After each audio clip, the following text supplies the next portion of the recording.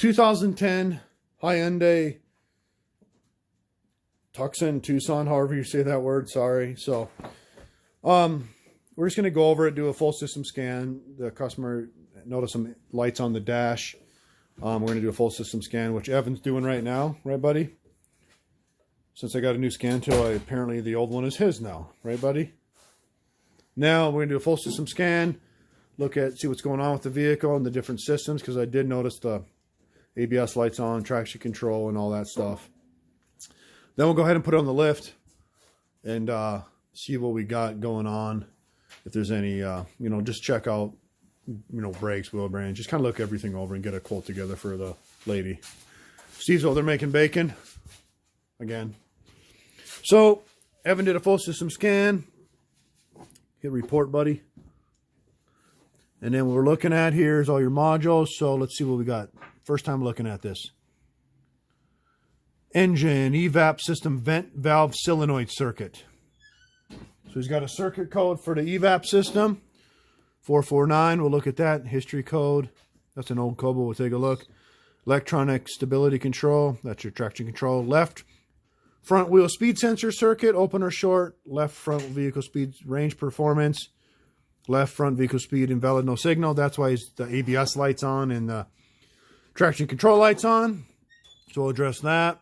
TPMS, internal radio frequency source, scanner, sensor 3 radio frequency channel. We might have to grab the other. I'll tell the TPMS 508 to troubleshoot that. And then the BCM has a CAN timeout cluster module history code. Could have been from a battery. So how to address these, what I would do going forward.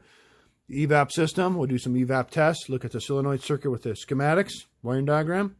Stability control, get live data for the vehicle speed sensor left front. TPMS, relearn the positions, or test all the sensors with the TPMS 508 and possibly relearn sensors. And then BCM, CAN timeout, I'm not worried about that. Some more history code. So we'll go ahead and start troubleshooting from here. Alrighty, so what we're going to do now is I cleared the evap code. I want to do some checks on it real quick. The circuit code generally means it's a wiring issue for the vent solenoid. That's what it's calling out, but buddy, you coming to work?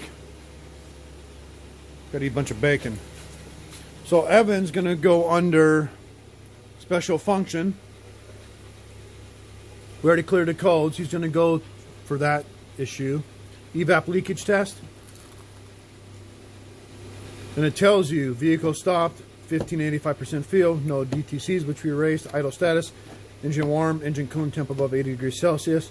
If these aren't met, the results cannot be trusted. Hit OK.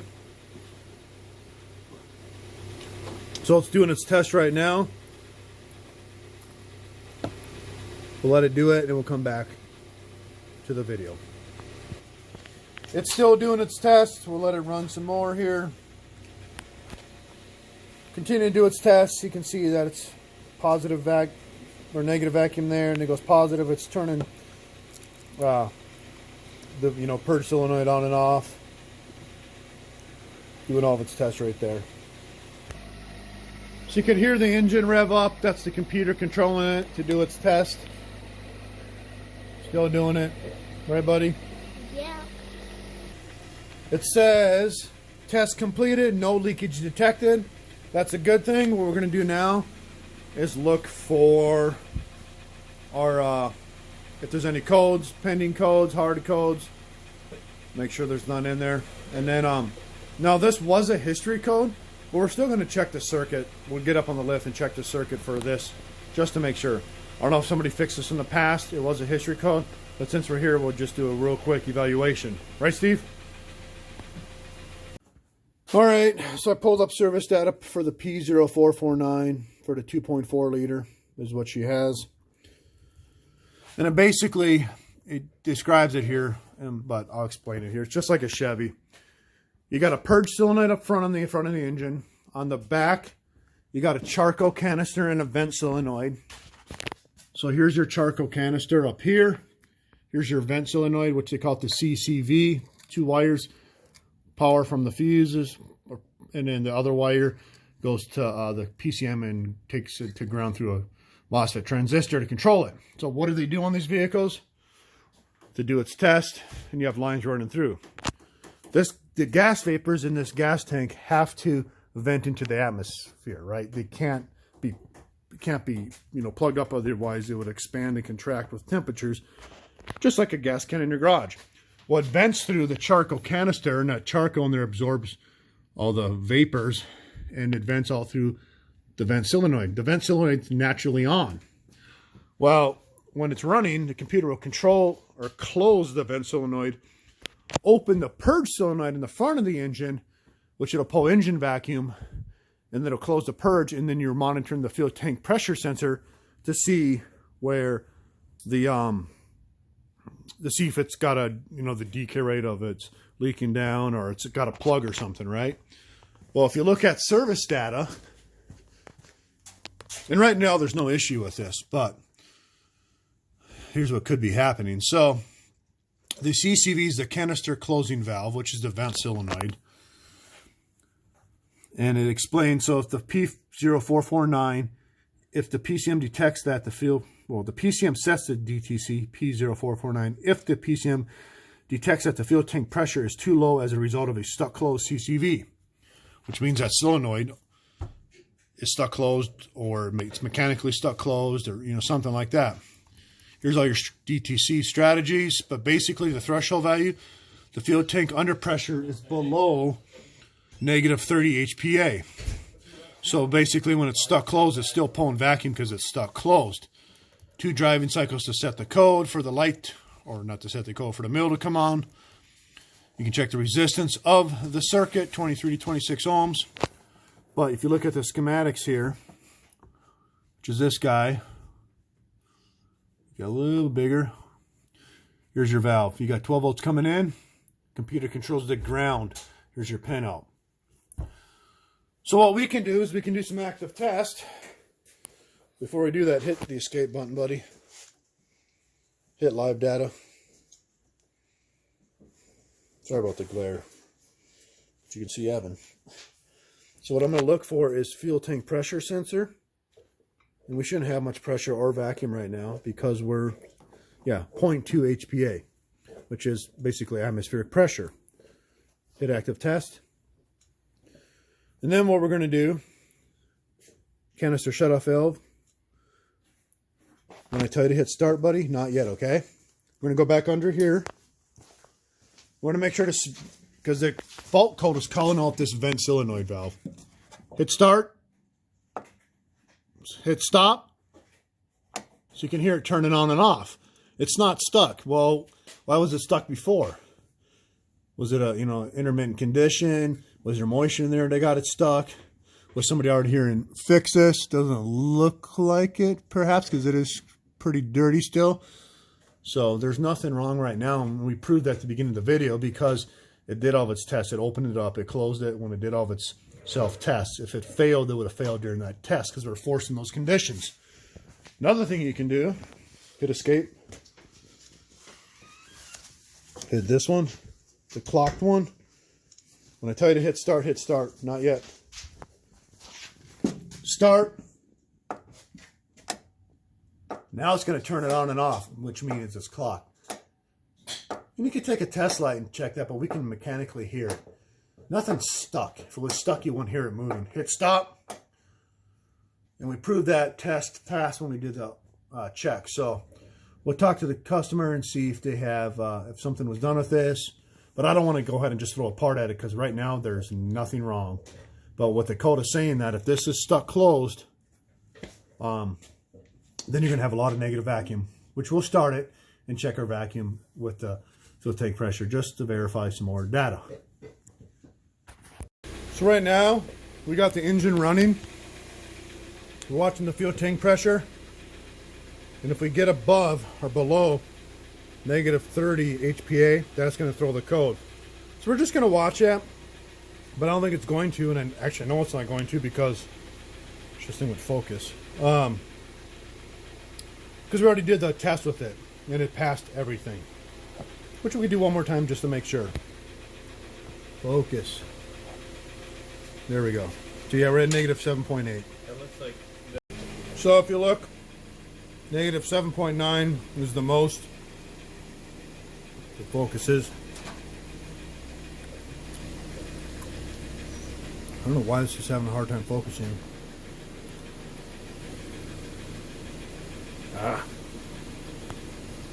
Well, -8 there. Or -6.5. So we're good. So we're going to do the test one more time here. Keep that piece away from me. Watch the fuel TP tank pressure. We'll watch that and see if everything passes. So I did its test again. Test completed, no leakage. That means all the data passed for the purge valve up front and the evap vent solenoid in the back. Alright, so now we're going to address the other codes, which is the ABS light on, the vehicle StabiliTrak, or whatever Hyundai calls it.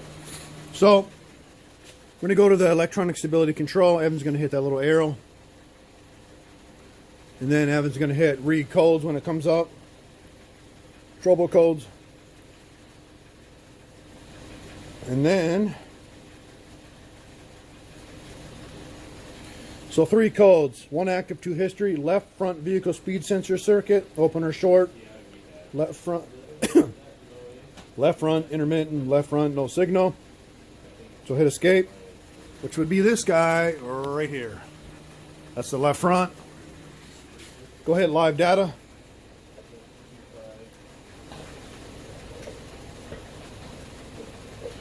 So we're going to hit these right here. Your left front, left rear, right rear. So what I'm going to do is have my assistant, Steve-O. Can you move that wheel by hand? While he's moving it by hand, you can see the right front is reading miles per hour, 1.8, 2.5. It's reading miles per hour. Okay, stop. Come over here and do this one, the left front. Move it, and the left front isn't reading nothing. The right front is still reading because it's obviously moving the opposite way from the differential. We have no vehicle speed signal on the left front, which tells me it's a vehicle speed sensor issue. We can get a new one of those. You can actually use a function generator, or you can use the new Maxxis Ultra. They have a generator built into it, and you can send a signal to the PCM to make sure that the wiring to the PCM is in fact good to go. So we'll take a look at that. Alright, so we're going to actually check the signal going to the computer with our function generator. And what I'm using, I got schematics pulled up here, is the left front is your 2 wires. Your signal is your green wire. I'm going to send a signal in. So I'm using my function generator. Setting up on my oscilloscope, I'm on a sine wave because it's a 2 wire. You can go triangle wave. You can go to a square wave. Different square waves. But you can also change your frequency, which will change your RPMs for your tire. So I just want to get it set. Let's just measure a frequency. Right there. 260 hertz, I don't know. Whoa. That should we go to 100 scale. So I moved it from 1,000 to 100 scale for my range. And then I'm at 200 hertz there. We're going to input that in and see if it reads on our miles per hour on our scan tool. Alright, so now we got the signal wire, which is the green one for the diagram, hooked up. The other black, let me just go on the chassis ground. I got on my sine wave, 0 miles an hour. I'm going to flip the switch on, see if it reads, and it does.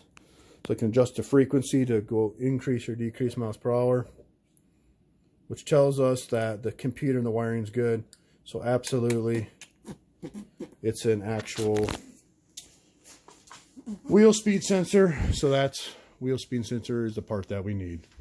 So that is it for now for this video. We'll get, well, it also needs some struts since we're here. We'll look at the one over here. You can see it's leaking there.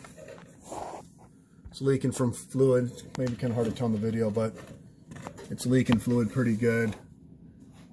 Can't really tell in this video, but it needs front struts, a wheel speed sensor, and that'll fix these drivability issues for this 2010 Hyundai Tucson. So I wanted to add one more thing and show you guys the lights in here that are actually coming on. So here's the traction control light, the ABS light, descent light, because of that these lights there are all because of the left front wheel speed sensor, which we got the part on order. So we'll get that part coming in.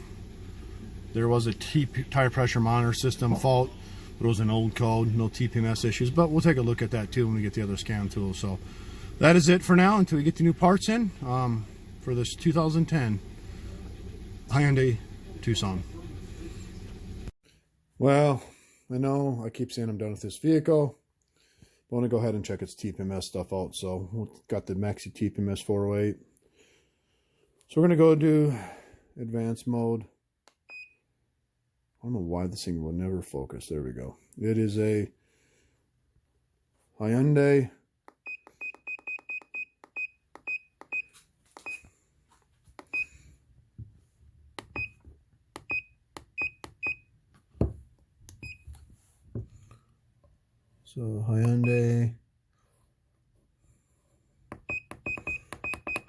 Tucson.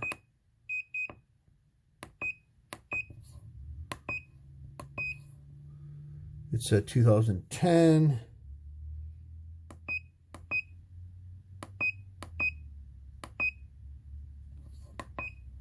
So it's this one.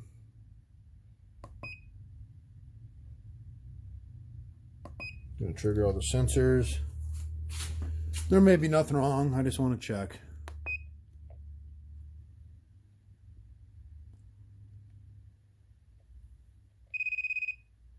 So that one read 38.3 psi. Let's go to the front right.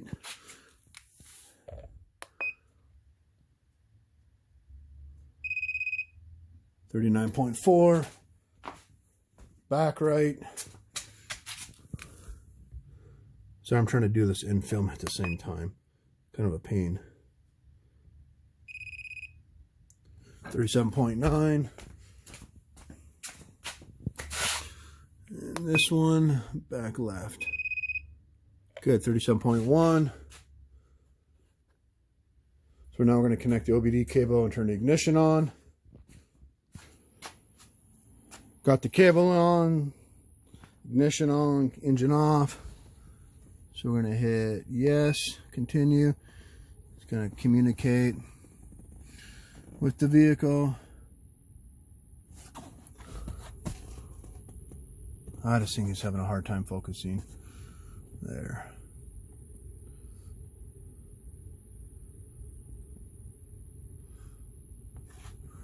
So read the IDs in this DTC successfully. So hit enter because you can scroll over to that. As the wheels, but I want to hit enter on this to see the codes. There is no DTC, so that's good. It was a history issue. They're all green. Actually, they're not. There's two red ones. See, the bottoms are red, the tops are green. So if you go over to this, ECU ID matches to the green. If you go down, it does not match. That's why there's codes in there. So you go to details. So look, the greens ones match, IDs match, these don't match. So what it needs is a relearn procedure done. So we're going to go to position relearn, OBD relearn or copy. So it's got OBD relearn. Yes, clear the previous data.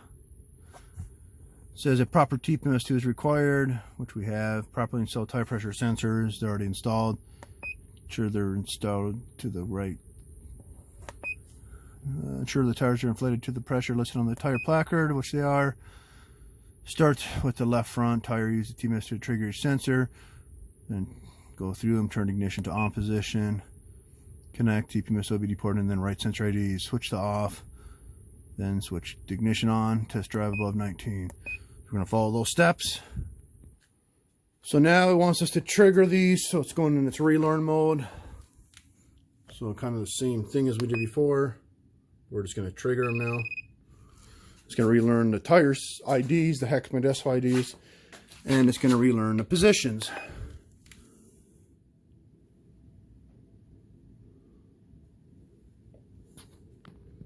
Come on, read.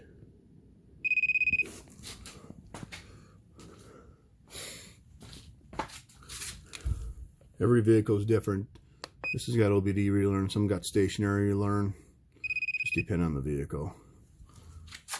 I have to go around, I can't fit back there.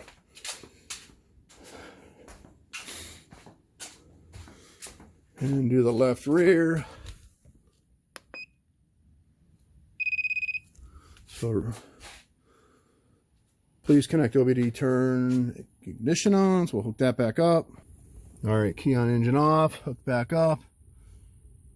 Yes. Communicate with the vehicle.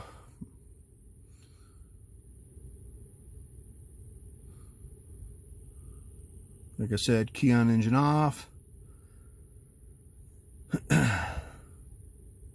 It's rewriting the IDs, so it's writing the sensor IDs to the ECU, and then everything should match. All the hexadecimal numbers should match once it's done and everything passes.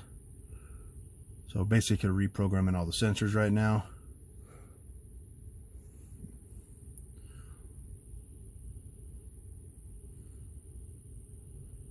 Come on. So, write ID successfully. Please proceed with the following steps until the OBD relearn is successful. Hit yes. Hoping my camera doesn't die here. Kind of low on batteries. Or battery power. Continue or communicating with the vehicle again. It's reading all the codes and DTCs. OBD relearn successful. Good. So now if you look, they're all green. And no DTCs. We go to the right. That all these sensor IDs match. They're all green. And they all match now. So now we'll drive it. So it gets the miles per hour registered on it. Or the new updated data. Because you get somebody, because you got to get above like 19 or 25 miles an hour for a few seconds. So that is it now for this 2010 Hyundai Tucson. So we're just going to wait on some parts, but that's all the troubleshooting for this for now.